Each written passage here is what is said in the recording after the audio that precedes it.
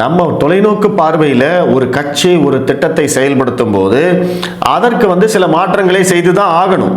அண்ணாமலை அவர்கள் இருந்து இந்த அதிமுக கூட்டணியை விரும்பி இருப்பாரா அப்படின்னு கேட்டால் கண்டிப்பாக கிடையாது. அவருக்கு அதில் விருப்பம் இல்லைன்னு நான் டே ஒன்லேருந்து சொல்லிக்கிட்டே இருக்கேன். அவர் விருப்பம் இல்லாத ஒரு விஷயத்தை நம்ம செய்ய முடியாது, நம்மளால முன்னெடுத்துட்டு போக முடியாது அப்படிங்கிறதுனால தான் அவர் ஒதுங்கிட்டார். யாரும் அவரை பதவியை விட்டு விலக்கல, யாரும் அவரை கட்சியில் ஓரங்கட்டலை. அவர் விலகி நிற்கிறார். ஏன்னா அவர் கடைபிடிக்கிறது பொறுமை.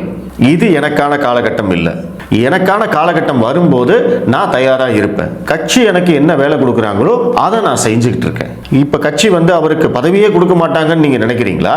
இல்லை அப்படித்தான் அவரை விட்டுருவாங்களா? எங்கேயோ கர்நாடக மாநிலத்தில் சிங்கம்னு பேர் வாங்கி போலீஸாக இருந்தவரை கூட்டிகிட்டு தமிழக பாஜகவில் சேர்ந்த ஒரு 6 மாதத்தில் அவரை கட்சி தலைவராக்கி முதல் தேர்தலில் சீட்டு கொடுத்து அவருக்கு இவ்வளவு பேக்கப் பண்ணி அவரை கொண்டு வந்துட்டு இருக்காங்க அப்படின்னா எந்த திட்டமும் இல்லாமையா பாஜக மேலிடம் இப்படி பண்ணும்? நீங்க அமித்ஷாவை பத்தியும் மோடியை பத்தியும் உங்களுக்கு தெரிஞ்சது இவ்வளவுதானா? எது நடந்தாலும் உடனே ரியாக்ட் பண்ணணும் அப்படின்னு தயவுசெய்து நினைக்காதீங்க. அப்படி ரியாக்ட் பண்ணணும்னு நினைக்கிறதுனால தான் தமிழகமே இப்படி இருக்கு. நம்ம எல்லா விஷயத்திலையும் பொறுமையா தொலைநோக்கு பார்வையோட சிந்திக்க கத்துக்கணும்.